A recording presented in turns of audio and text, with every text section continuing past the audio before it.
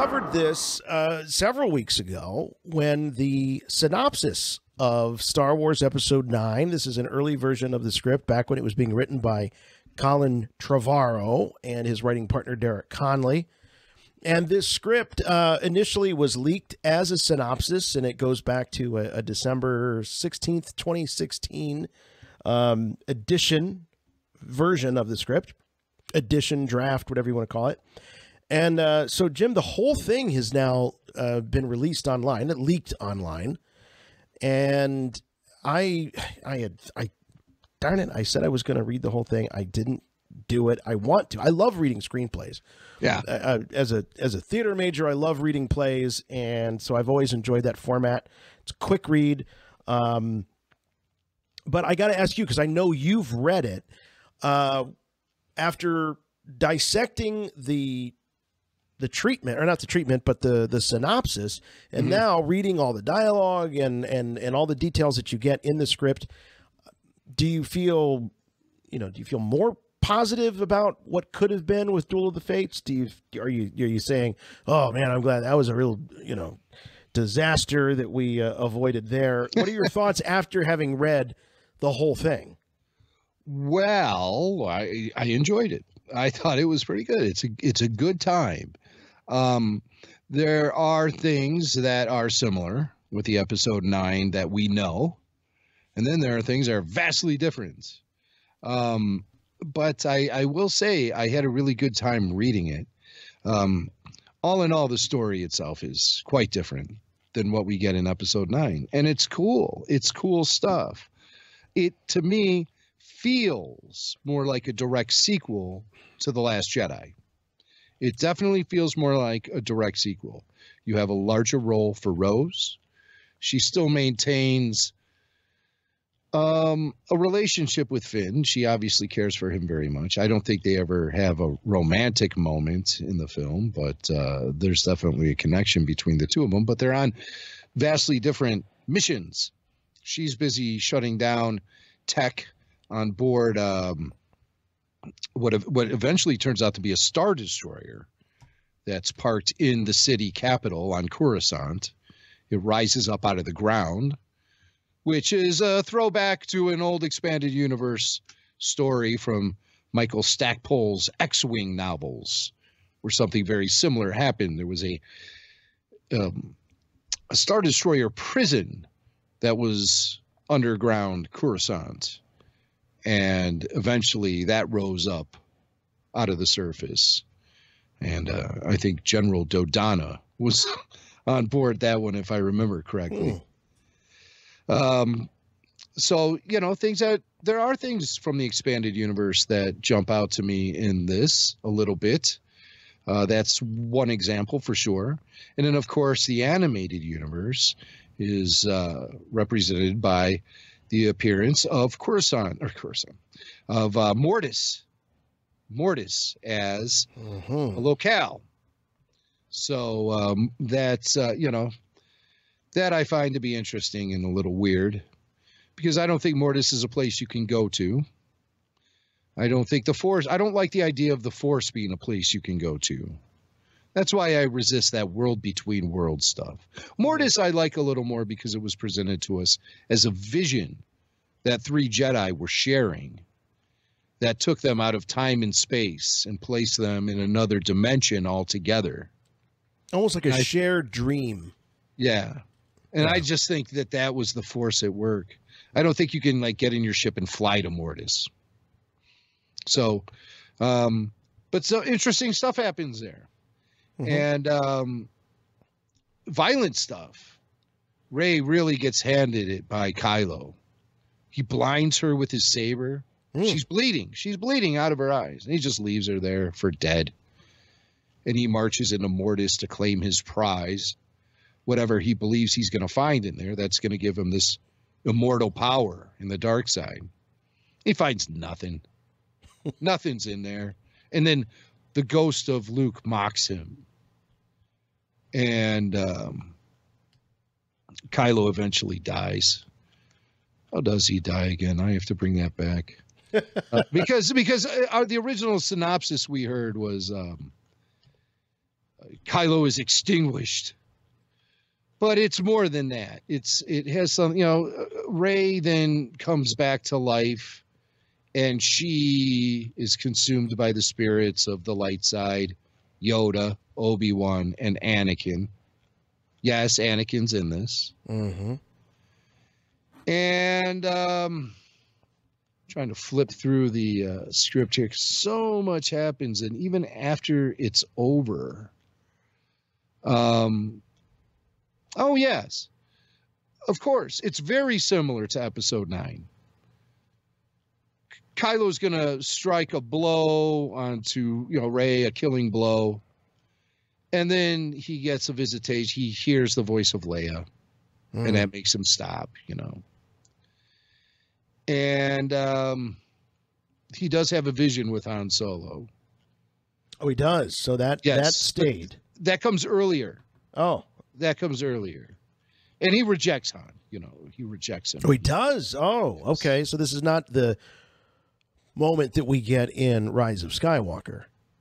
No, Han attempts to take Kylo's saber, and Kylo refuses to give it up.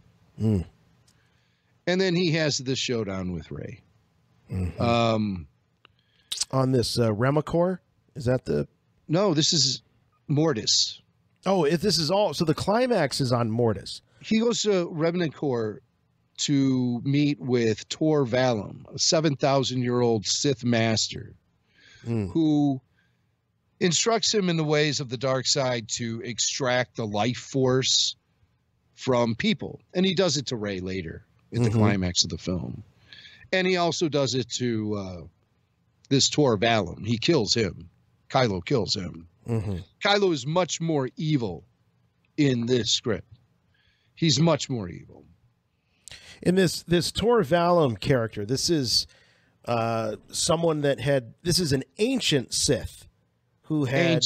Yes. Who had trained masters going way back far beyond Palpatine. Kylo goes to Vader's castle on Mustafar at the beginning of this script, similar to Ep 9. Mm-hmm. And he discovers a hologram with a message for Vader.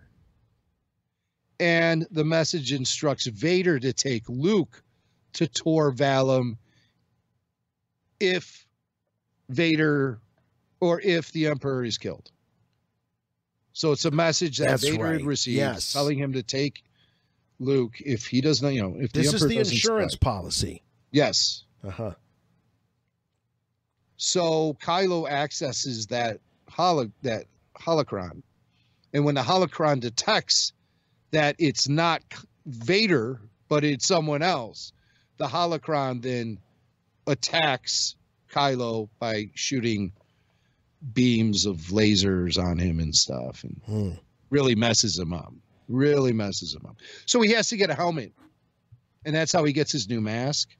And it's we had heard some of the early rumors were that Kylo was going to get this new mask. And while you've been talking about this, I've been showing some of the leaked concept art that has come out. We're looking at a piece right now of Kylo, and suspended above him, it's coming down is a new mask helmet configuration that he's getting. This is after he's been wounded. We also have an image of Kylo being looked after by the Wommels on Moraband as he's near death.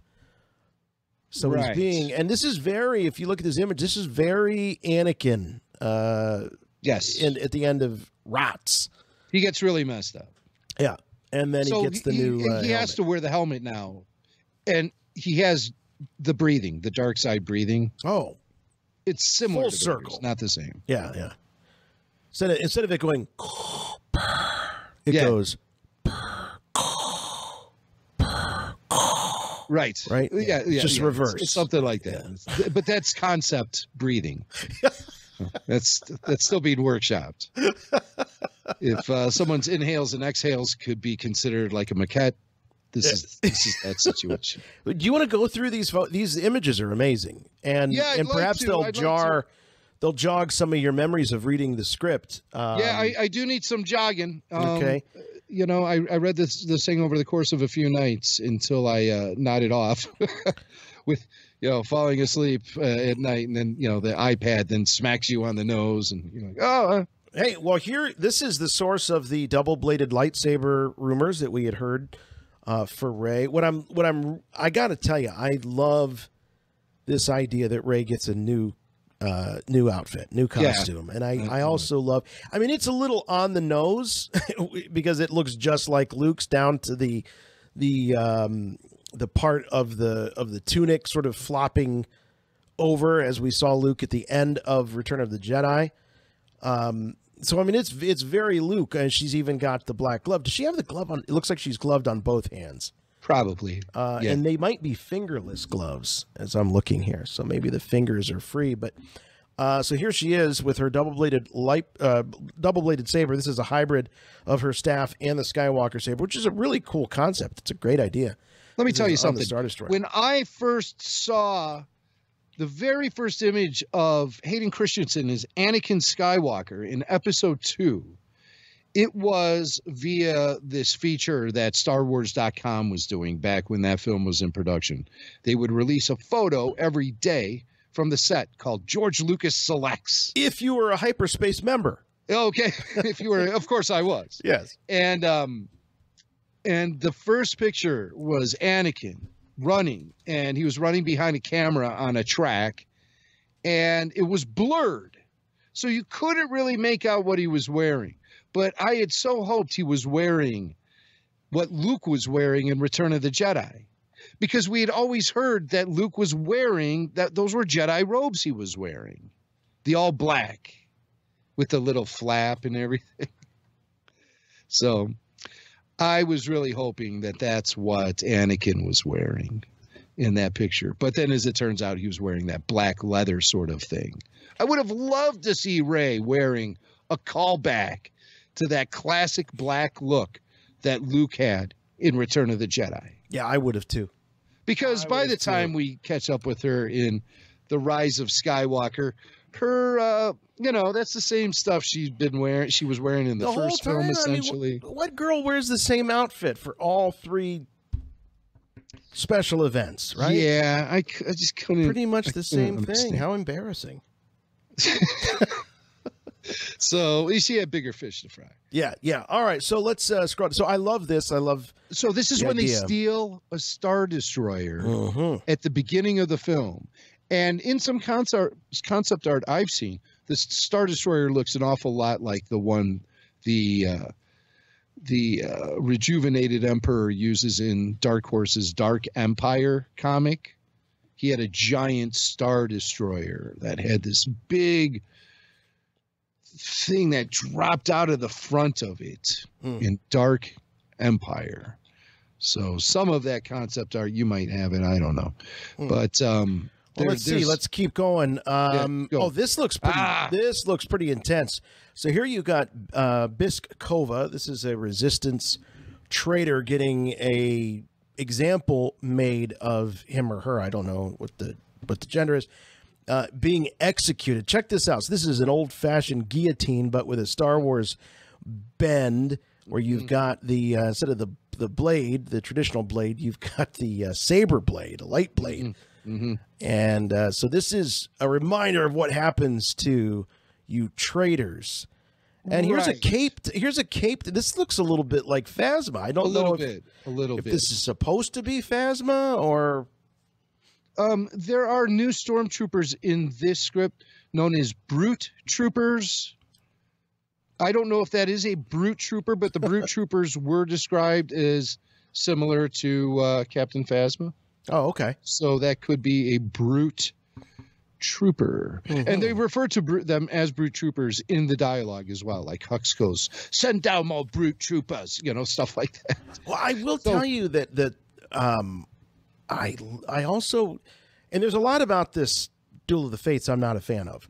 I actually am more of a fan of The Rise of Skywalker than I am Duel of the Fates. But I do love that they go back to Coruscant. I don't know why I find that so important that they go back to the capital city because, it's so important in terms of what's going on politically in the Star Wars universe. I think it centers you. And the fact that the First Order have, at this point, taken over Coruscant. I like it. I like the idea that we return there and you can see all the crowds there. So they're doing obviously some sort of public execution here. Well, yes, he's okay. So there is also, and you don't see it in this piece of concept art, but there's a hologram of Chancellor Hux. He's now Chancellor Hux. And they're making a public demonstration of this rebel that they had captured. And so they show people in the crowd watching, among them a 12-year-old kid who shows up later in the film. Yeah, Broom Boy? He's similar to Broom Boy in nature. But Coruscant, this is a really run-down Coruscant. This is not the Coruscant we know from the prequels. Coruscant in the hood. It's really seen better times. And that's due to the oppression of course, the Empire, and then now the First Order. Here you see Rey is meditating as the spirit of Master Skywalker looks on. This is on Korolev. This might be a similar scene to what we get with her at the beginning of Rise of Skywalker, where there's no Luke, but she's meditating and trying to commune with all those spirits of the Jedi that came before her. Yeah. So Luke has a discussion with her. She emerges from this meditation, and she reports to Luke that she had a vision of the future, and Rey says she's seen Mortis, and that freaks Luke out. And that's just a cartoon. Well, this is when they really start playing up the balance of the Force being part light and part dark. Half and half. That sort of balance. That's when they really start playing this stuff up. And the fear is that Kylo is going to reach this temple and achieve some sort of massive power from discovering a secret within the temple itself. Rey often demonstrates frustration and anger during these training sessions. She gets frustrated with Luke, and Luke, of course, uses that as a moment to teach her a lesson about how he had that kind of anger, his father had that kind of anger, et cetera, et cetera. Here we hear about Poe living on Bonadin with his grandfather, and this is a planet that figures into Duel of the Fates here. So very Star Warsy. Yeah. Now, see, this is where it gets a little confusing for me. Well, it might deviate, right? Because this could be. These concepts aren't beat for beat what you read in this draft. This could be a later script. Yeah. Because there is another one out there. It just hasn't really, nobody has said, okay, go download it here, like some rando did on Twitter the other day. Which, of course, welcomes the questions about the authenticity of this script. Did you have questions about it when you were reading Not it? really, no. Because, Colin has confirmed that concept art out there is legit.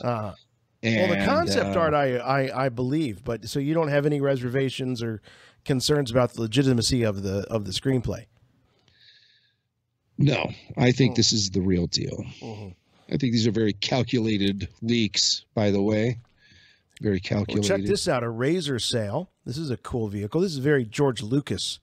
Yes. He loves fast ships, fast vehicles. It almost looks like what is that, a battle droid over there? No, I guess it's kind of looks like a battle droid from here. But so, yeah, Poe and Rey in the waters of Bonadin, chased by the Knights of Ren. Now, this is also, Jim, the Knights of Ren have a lot more, they're in this a lot more. They just, in the Rise of Skywalker, you see them, they're standing on a hillside, a mountaintop, and they're on some sort of mission, but in Duel of the Fates, it's a lot more pronounced and explicit what they're actually out there doing, right? I think so. They're trying to get Poe's grandfather because what does he have that they need? A MacGuffin? Real explicit. And then here's Tor Valon. We looked at him just a little bit ago, but this is the ancient Sith. And I got to tell you, this looks right out of the mind of Dave Filoni. This looks like something out of Rebels. Oh, yeah. Clone Wars. For me, I think so. Something seems familiar about that, though. Like, I've almost seen that before. It could be based on some other prior concept art for one of the sequel or prequel films. Not 100% sure. Are these trees in the background? He almost looks like he's part tree. There are trees around because, like I said, Kylo sucks the life force from a tree when he's testing out his new skills. And then he later uses it on Tor Valon and then eventually Rey herself. All right. And let's see now this is a beauty. This is Vader and Kylo fighting during the cave. Yeah. What can you tell us about this moment? What brings them to blows? It's very similar to the showdown that Luke has with Vader in the cave on Dagobah. But instead of in that duel, Luke struck down Vader. In this duel, Vader strikes down Kylo. Aha. Okay. Yeah. Kylo is like no match for Vader. And so he walks out of that vision in the cave, and then he confronts Tor Valon, and he's really angry at this point. And then that's when he kills Tor Valon. And now that's an area where this particular story falls apart for me a little bit, is when we know that Palpatine had to destroy Darth Plagueis. Darth Plagueis destroyed his master before him. Where this Tor Valon guy, how he managed to survive all of these betrayals, generations of Sith Lords. That's where I struggle with this character. It kind of puts Palpatine in the back, in the rearview mirror a bit. It's so odd because he does even mock Kylo at one point and says, hey, nobody's been able to take me out.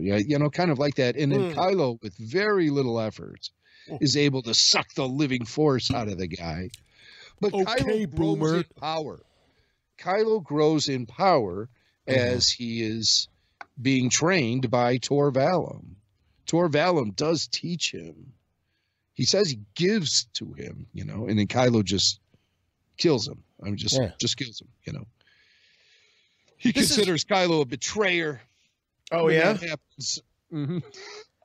This is cool. This looks like right out of Independence Day. You got a big First Order ship over top of Coruscant. So Coruscant occupied. Now, see, like I said, there's a ship that rises up out of the Capitol. At one point, Rose says, she learns of this, and she goes, the Capitol is a ship. And Leia's like, what are you talking about? And so this could be the ship rising up, because look, it looks so much like Cityscape on there. Yeah. But it's inverted, like the Close Encounters ship. And it looks like there's something connecting it to.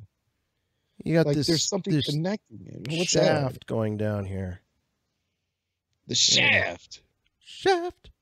Yeah. So I don't know exactly it's cool. How to it's cool. describe that, but that's what I think it could be. Yeah. I'm flying. I'm just going off of what I know. I haven't read anyone's analysis of this or listened to anyone's opinion about all of this. I knew the script all off was the dome, folks. This is all right off the dome. Yeah, so there's some guesswork involved. All right, here, so this is that beacon. Now, who is this? Okay, so this is we've been hearing about this beacon. Yes. So Leia's hologram going out to the galaxy. So one of the plot points here is that they have to. This also feels like right out of Rebels. Weren't they always trying to find a beacon in order to communicate to the galaxy at large to let them know that there was still hope in the universe? So Rose, Finn, 3PO, and R2 attempt to activate the beacon on Coruscant to broadcast Leia's hologram to the galaxy. So yes. Leia is still a symbol of this hope. Exactly. So what you have here is a situation where they have these two bits of technology on Coruscant. One is this ancient Jedi beacon that is ancient old tech that hasn't operated in like 1,000 years. And then you have this First Order jammer that blocks all communication, and it's just how the First Order rules with an iron fist, and they don't let people talk to each other. So they jam communication. So they have to turn off the jammer and turn on the beacon, or the it's not like a beacon, it's a transmitter. Actually is what it is. It's a transmission device, and they have a message from Leia that they're going to pump out to the galaxy. And very much like in Rise of Skywalker, the galaxy answers via a gigantic fleet led by Lando Calrissian. So Lando does appear in the script. He runs a restaurant, and Leia goes to get his help, and he pretty much just brushes her off. I can't get involved, and then he shows up then at the end. I kind of like the way they did it in Rise of Skywalker. He seems more kicking ass still even then. Like he's never been out of the game. Himself. Yeah, completely. He's very out of the game. Yeah. He's running a restaurant. Here's R2 and 3PO. This is what a desolate place this is. Yeah, the streets of 3PO Coruscant. says something like, and not the city I remembered it used to be. Yeah. And then you see there's that Star Destroyer there. It looks like it's anchored. See, maybe that's what that thing is, an anchor. It's an anchor. Look at that. Yeah, it's like the Chrissy Hines song, My City Was Gone. There you go. And you know where she's from? Akron, Ohio. O-H-I-O. There you go. She's from Akron. Learned how to do that. Yeah. At Skywalker Rises in Ohio. Now here, by the way, I love this. Like what Star Wars artist cannot illustrate Finn screaming, Ray! Or That's whatever exactly what he's saying there too. He's got to be Ray. So this is Finn rallying the citizens of the Coruscant Underground. Yes, he does that to fight back. He does do that. I like this is cool. Like these, what's going on here with these little cars? Oh, are these jails? Are these little prisons? I don't know what that is. I forget. Yeah, it looks like he might be liberating these are a prison. jails. Look at that. And then next up, we got like a Rancor type creature. Well, it's not a Rancor, but it's kind of. Ray has a showdown with this thing on Mortis. So we're on Mortis. Yes. We got this ugly looking thing here. Yes. And all right, and then underground Coruscant. Look at these people. These old walkers. Now I love this. I love refurbishing old Imperial technology and turning it on the. Look at this. I love the paint jobs. This seems like Clone Wars type stuff when they would do these wild paint jobs on these ships. With the mouth, with the teeth, and everything, the sharpened teeth, and all. So these are liberated Scout Walker ATSATs, and the citizens of Coruscant and former stormtroopers are now rising up. The people are rising up. Yeah. And that's very obvious in this screenplay. However, it is, also part of the final story of the Rise of Skywalker as well, where you have, and that's represented by the montage shown at the end, where you see Star Destroyers crashing and burning at Jakku, at Endor, at Cloud City. A lot of people have been asking the question, You know, just because that fleet of Star Destroyers was stopped in the unknown regions, there's still a ton of First Order ships flying around with crews and technology and weapons and everything. What about them? Well, including the Sith Eternal Star Destroyer that destroyed the planet Kimiji. What is it? Yeah, Kimiji, right? Isn't it? Easy for you to say. Kajimi, is that his? Kajimi Mac. I'm gonna start calling myself Kajimi Mac. Kajimi Mac. So people rise up all over the galaxy, and they stand up to the oppression. First Order stormtroopers stand up, and this is the Force at work. This is why I'm saying, like, the Force really expands throughout the galaxy, because the normal people take down the oppressors. It's not just the resistance. Everyone's the resistance now. Okay.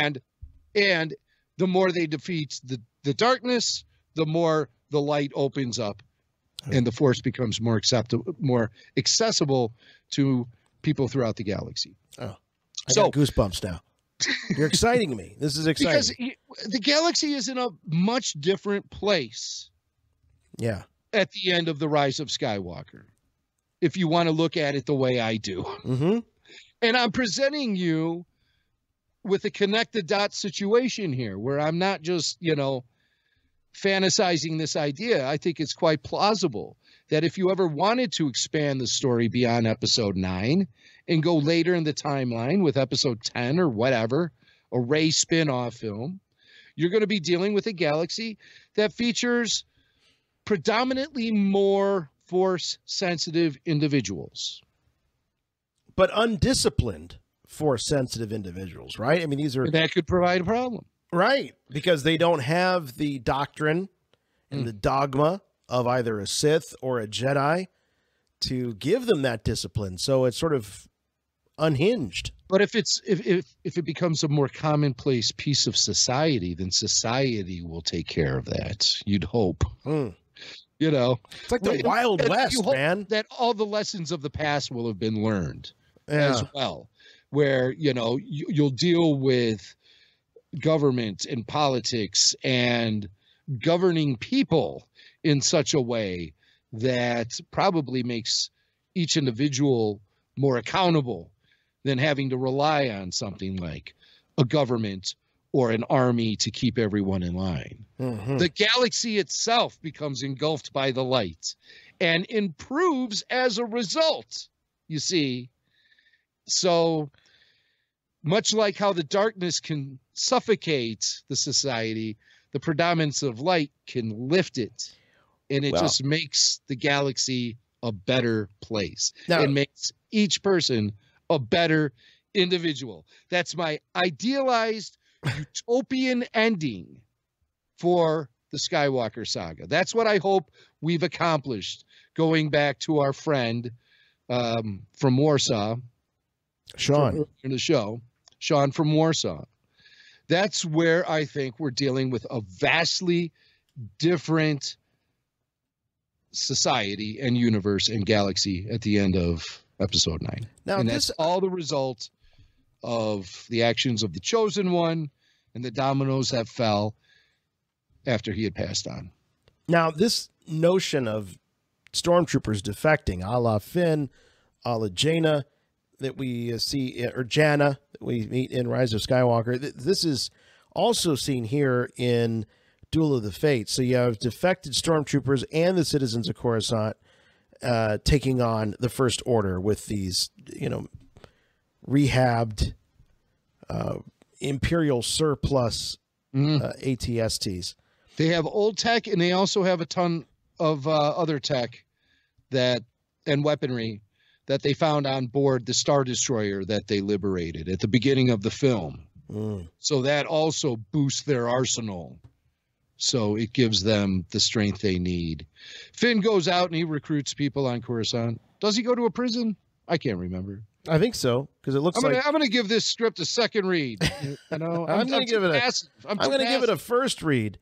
All right, so here we got stormtroopers preparing for battle against the Coruscant citizens. Those that have not. Now, this broke my heart. This image right here. So what we see is our C-3PO hugging a destroyed, for all intents and purposes, dead R2-D2. R2 has a massive blast into his dome, and the caption is, "In the Battle of Coruscant, R2 was destroyed. His head is scorched, emotion like we've never seen before from C-3PO. Finn is speechless. He's crushed by it all. Chewie takes R2's scorched shell onto his back." So like he did with C-3PO in Empire Strikes Back, he's doing now with R2-D2. But this is a great image, this concept piece here of 3PO holding on to a dead R2-D2. Yes. And it's an important image because someone presented this image to Colin Trevorrow on the good old Twitter, where all the truths are told.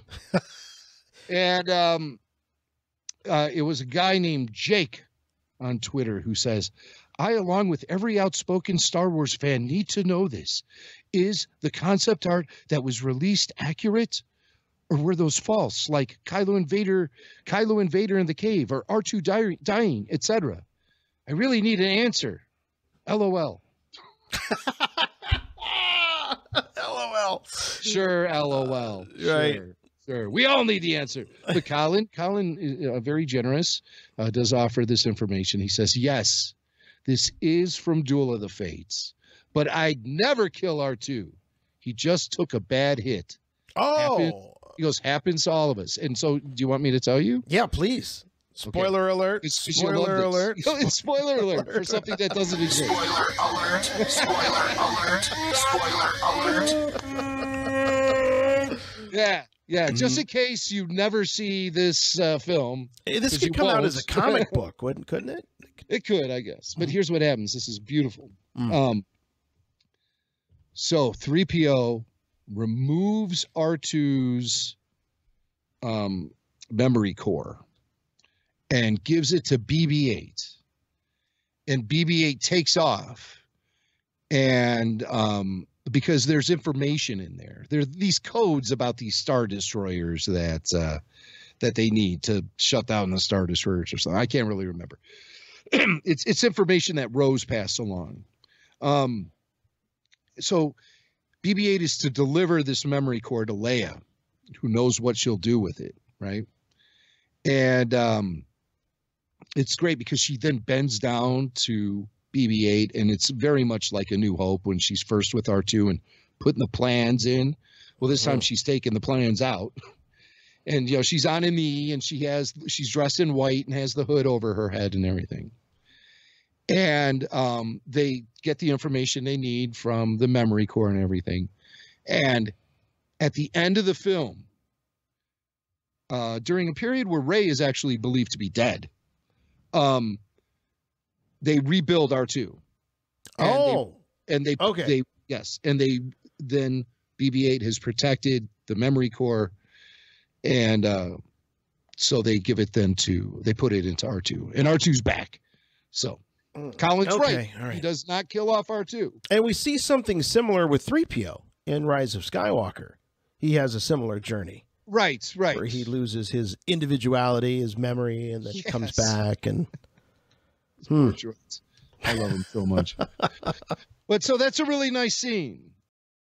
Something I left out about R2, and this was been kind of interesting, seeing that it comes at the very end of episode 9, is when they do put his memory core back in, he starts to catalog through his memory, and he displays a hologram.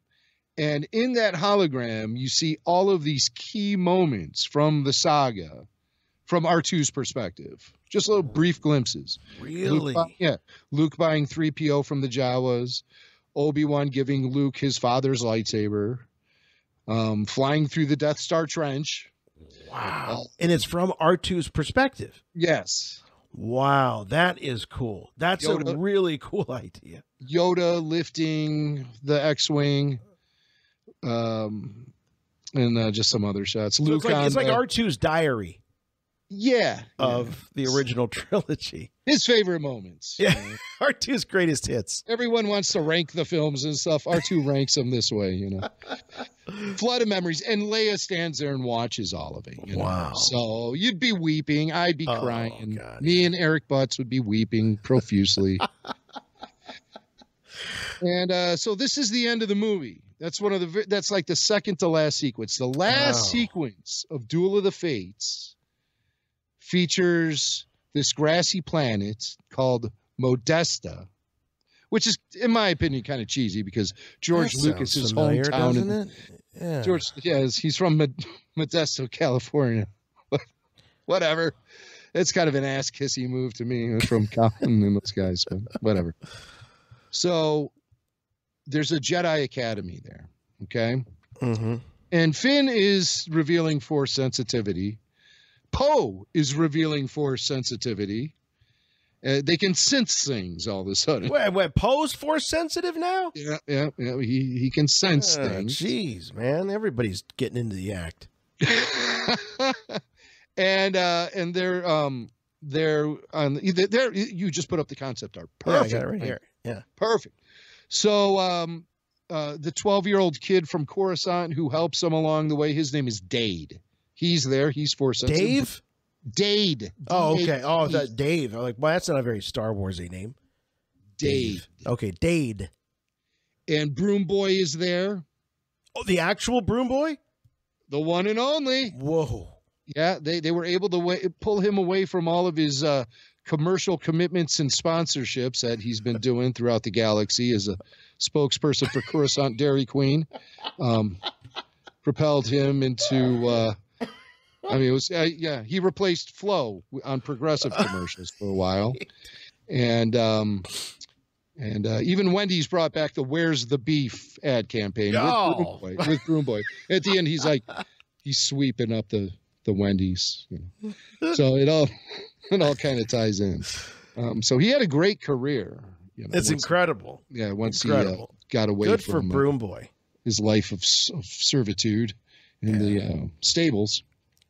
But they're there, and Finn and Rose are there, so they're living together. So obviously they've moved on and onto greener pastures. Apparently. Well, so how much time has elapsed between? It's not clear. It's not clear. Okay, so it's sometime in the future. Certainly a bit of time. Okay. Because the children are asking about Rey and, you know, will she ever come back? You know, things like that. So, you know, a little bit of time you have. I mean, at this point, do you know if Rey has survived? Was she struck down by Kylo? She's given a choice. Because she becomes one with the Force. And she is confronted by Luke, Yoda, and Anakin, and they all confirm that she has figured out the Force, where it has to be a balance of light and dark. Okay? I disagree with this. I strongly disagree with this. I think the Force can only be in balance when the light side prevails, and I think that's where every step along the way has been leading us to with these films, is eradication of evil will let the light shine. And that's why I consider a post-Episode 9 galaxy the way I do, as being this utopia where a majority of people are Force sensitive and things like that, you know? Yeah. That's achieving something with the galaxy, which is the opposite of oppression, which is what the galaxy has been placed under pretty much through the entire saga. So, so they're wondering if Rey's going to come back. Yes, Rey has a choice. She can stay on the astral plane with the spirits of the Jedi, or she can go back and suffer through loss but train the next generation. And so she chooses that. So she then, at the very end, the last shot, there's a shot of Yoda right there, and you see he's all surrounded by sparkly glowies. and he's like in the realm of the Force there in the astral plane, they call it, the light side. So the kids are outside playing in this grassy field where Finn and Rose are raising these Force-sensitive children. And they spot Rey from the horizon. She's walking. And BB-8 goes racing out there to greet her. And, you see her reflection in BB-8's eye. And she walks toward the children all come running towards her. And it's obvious that she is there to train them and to bring the Jedi back. Wow. Which to me leaves the script open-ended for an episode 10. I don't think that if this film was made, it would have been known as the end of the Skywalker saga. I think those decisions interesting take. Mm-hmm. Yeah. Okay. I really do. I think this is setting up a future for the franchise where it could jump forward 10 years and the galaxy will be under a new sort of threat. And Rey would then have these young Jedi trained and ready for it. And they would be young adults at that time. So that could have, could have happened, but it didn't. Wow, dude. Man, I think it's beautiful. I love the story. I love the story. I'm digging it more than I thought I would. I'm definitely going to read it. The Mortis stuff is fascinating. Chewie flies an X-Wing in battle, which is something I believe we talked about, but it's really exciting to read it in this script. I love it. He flies the orange X-Wing, and it's fabulous. and there's a repeat, much like how Finn said when he witnessed Poe in action in The Force Awakens at the Battle of Takodana, and he's like, "Whoa, that's one hell of a pilot," you know? Yeah. Whoa! Whoa! Everyone, do the Finn.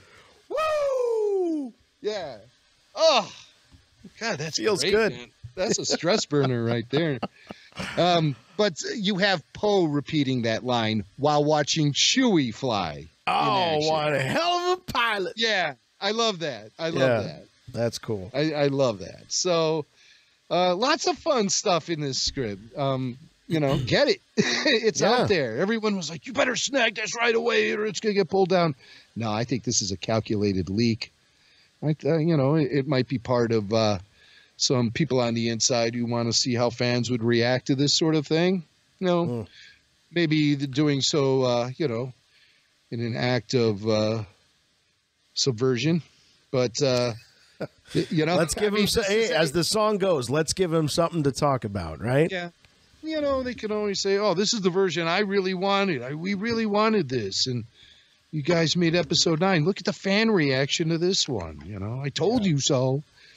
Some people act like that behind closed doors. Well, hey, look, there was a lot of big talent and big egos behind these projects. I'm not throwing anyone under the bus saying, oh, well, Colin Trevorrow or someone, deliberately leaked this, but these are some pretty heavy hitters, and I think that I'm happy for them that they at least get a sense of what the fan community thinks about the work that they put into all this. I think that would be a hard thing. Is like, well, I never got to experience what the fans would have thought, and there's a lot of people, Jim, that are very much anti Rise of Skywalker that think that this was the one that got away. No, they feel that way. I like it. I think you can like them both. I don't think it's an either or situation here. There's some things in here that I wonder how they could have been executed. I do like the Coruscant stuff. I like a lot of it. I like a real lot of it, and it enhances episode 9 as it is for me anyway. Yeah. Just knowing this stuff. I like knowing all this stuff. Would you like to see a comic book adaptation of this story? Sure, yeah. Bring it on. Yeah. Of all the scripts that were never made into films.